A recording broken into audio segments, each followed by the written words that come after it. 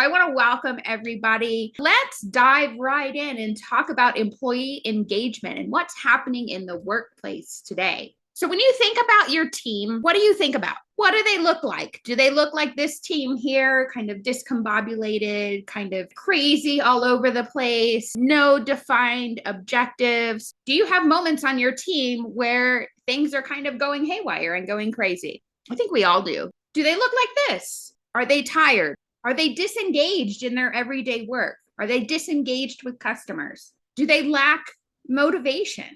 Are they not really intrinsically motivated to get work done and to accomplish goals? Are they frustrated? Are they expressing frustration to you? Are they frustrated? And that's evident when dealing with customers and clients. What does that look like? Well, some interesting facts. Did you know, and I was actually shocked when I looked into this number, 82,000 hours. 82,000 hours is the approximate number of hours that we spend working in our lifetime. Now, I don't know about you, but this changes my perspective a little bit about what work means to me and the work that I do. So what perspective does this give you about where you spend your time and energy? What perspective does this give you about where your team maybe spends their time and energy? 82,000 hours. That's a lot of time to spend disengaged, lacking motivation, lacking purpose. It's a lot of time, 82,000 hours. So let me tell you, it doesn't have to be like this. What if it could look like an engaged team? What if your team was engaged in their purpose, engaged in the work that they do? What if they were rounded against the organization that they were working with, that they were rallied with, rather, better choice of words, rallied with the organization that they were working for? Let me pose a couple of questions to you. What could an engaged team mean for your organization? If your team was more engaged in their day-to-day work and they were aligned with the mission and vision of the organization,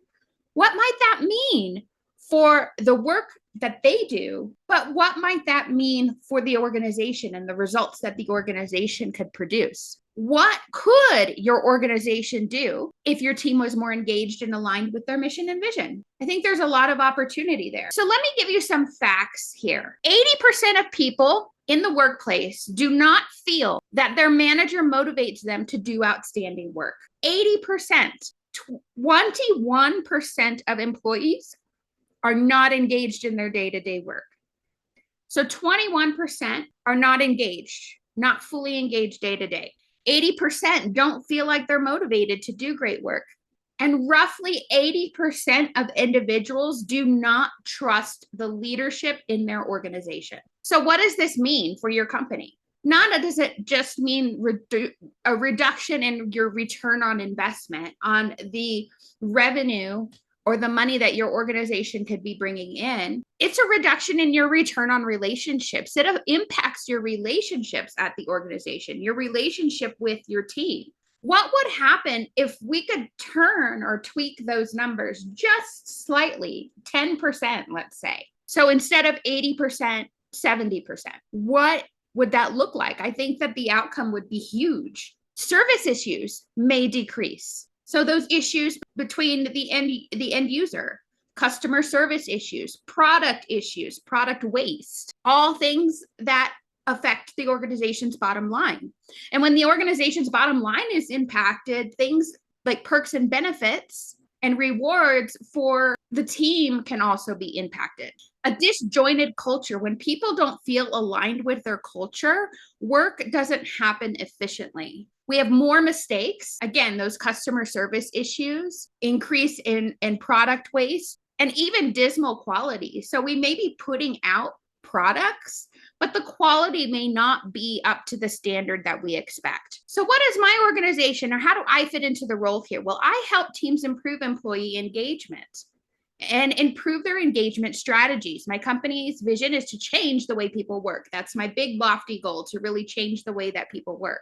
So I've helped many teams like yours come from a state of frustration, disengaged teams, unmotivated teams, to be happier and more productive. Happier and more productive employees is greater improvements for your organization. That's what it means. Over time, better sustainable results for the organization. And when employees are happier and more engaged, the organization benefits, but also the local community benefits. So I've also had experience in these circles. I've been that employee that's been disengaged, been frustrated, and even angry at work. And because I think we've all been in that space before, it's not fun. And in fact, it can be sad. So I have a couple of stories for you. Early in my career, in the early 2000s, very early in my career, I worked at an institution where I was hired. I was actually still in college at the time, so I was working part-time for a while.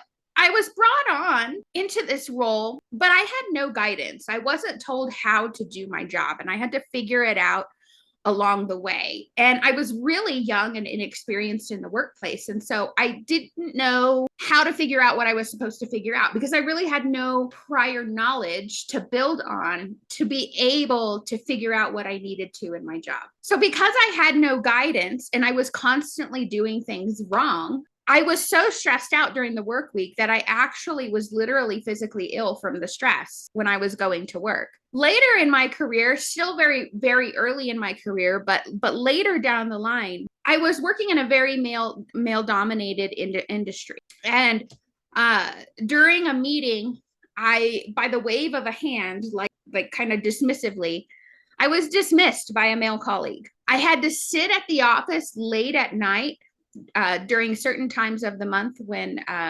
there were certain projects that were due, to be available to watch the fax machine. Okay, so we all know, first of all, this had to be a long time ago because there was still a fax machine that was operating. But I was often there 11:30, 12 o'clock at night to watch for certain paperwork that was supposed to come in. And again, my stress response when I get really, really stressed is I get physically sick and I get migraines. And so that was something that was going on again. And so I was really disgruntled, distraught. I didn't feel my value in the workplace. I knew that I could offer more.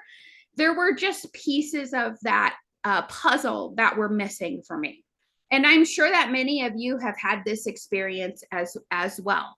I'm sure we could all share similar stories. So what does employee engagement look like?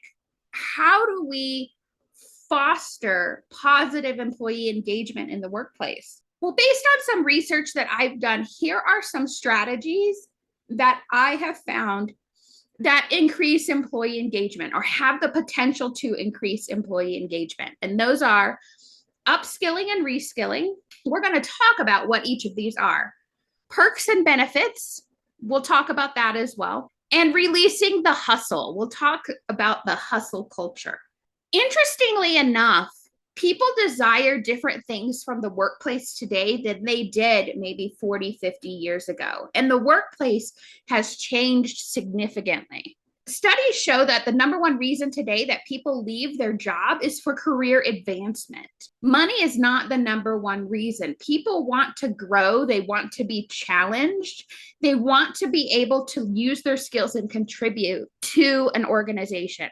People today, workers today and in the future, have different worldviews and experiences than workers 30 years ago did.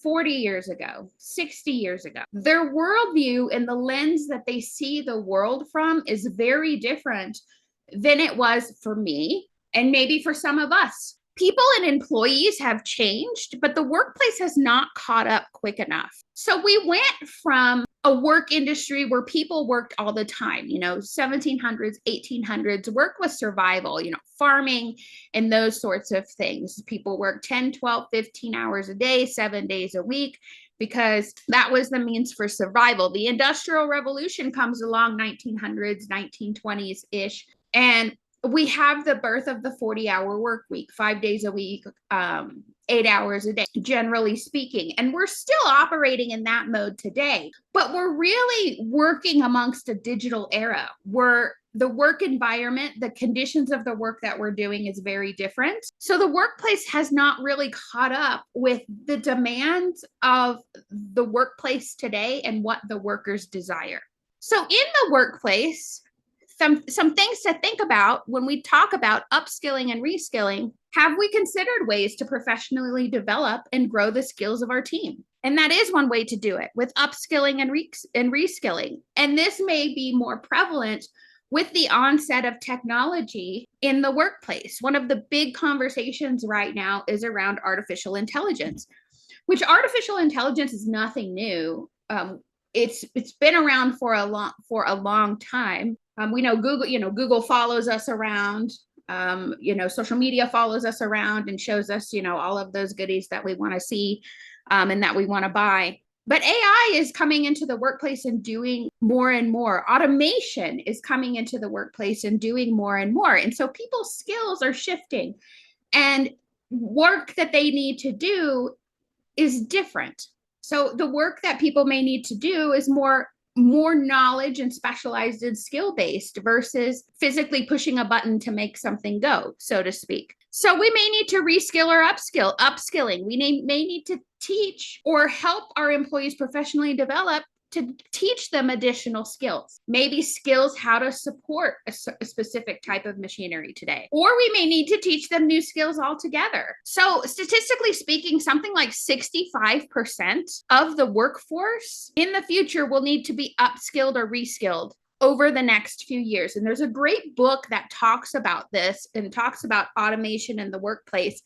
And it's called Work Without Jobs. And it doesn't literally mean, the book doesn't literally mean we're working without jobs, but it talks about automation in the workplace and how it's making certain jobs more efficient, but how we, as employers, can transition people into other spaces to support some of that automation and that technology. So in terms of upskilling or reskilling and helping to professionally develop our employees to make them better in the workplace, to give them the skills, to give them more confidence, what would be different? What would be different if your employees and your team was excited to go to work every day? What would that mean for your organization? Perks and benefits. Let's talk about perks and benefits. So for some reason, culturally, we seem to be kind of stuck in this 1920s, 1940s era. So the perks and benefits that we offer today in many jobs, and I'm not discounting them and saying that they're not beneficial, because they indeed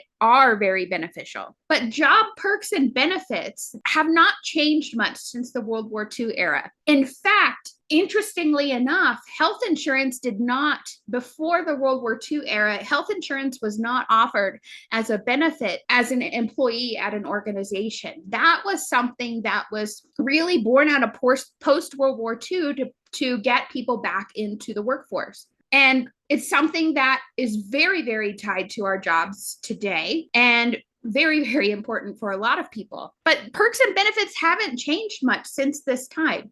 And this was something like 80 years ago. But the workers and the work that we do is significantly different than it was in the 1940s. So have we evaluated the perks and benefits that we offer at our organization? Are we competitive, but are we giving people what they want? Are we giving people something that they feel would be a real perk and benefit, that they would enjoy and would make them happier at their job? People want flex time today. People want remote work. People want more time off.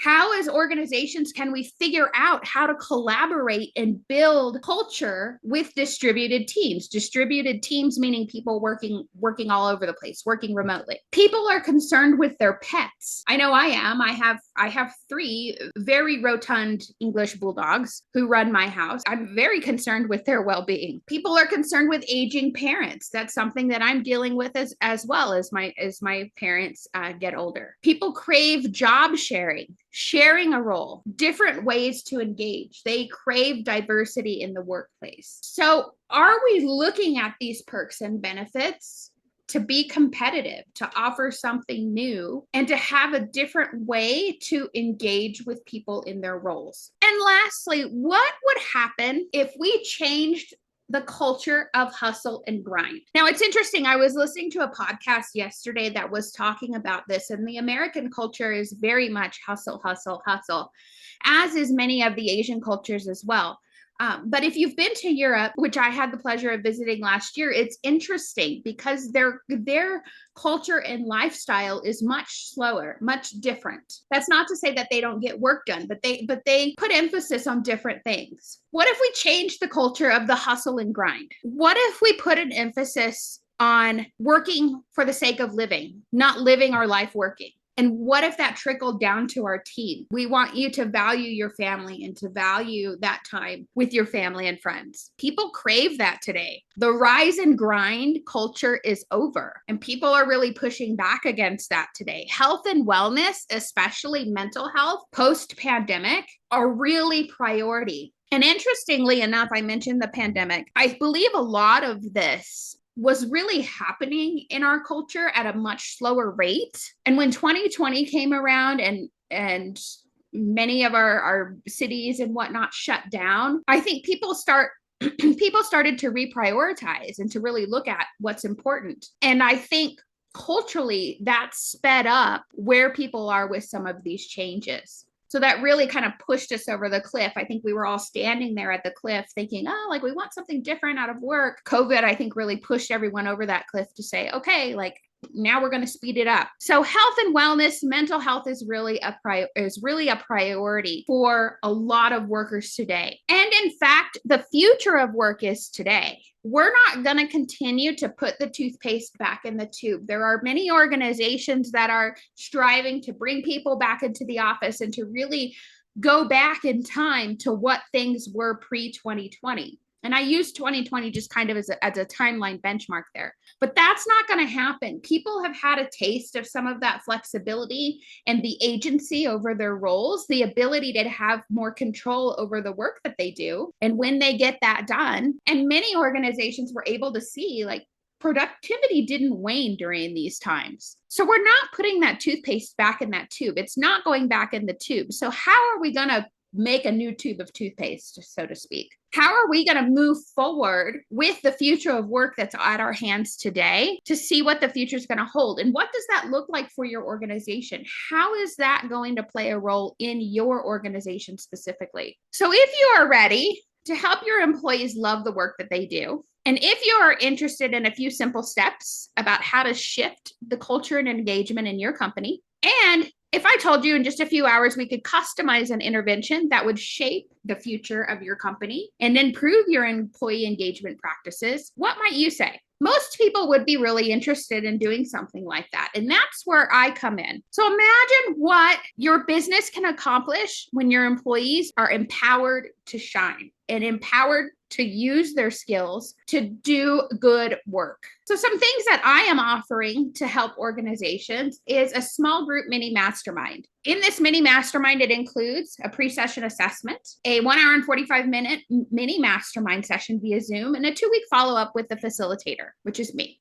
So what you will gain: strategies tailored to your workplace, mentoring and accountability, and support from someone who's been there. I've really had both sides of the coin in terms of I've been that employee, and as an employer now, these are things that I want to promote in my own practice. So making that investment now, it's $275, but I actually will offer this for $225.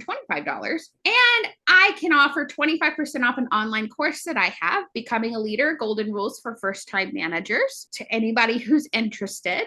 And so with that, how can we help you improve your employee engagement? I want to thank you for attending today. This is actually the first launch of this webinar series that I'm doing now through the end of the year. This webinar series, and then Golden Rules for First-Time Managers.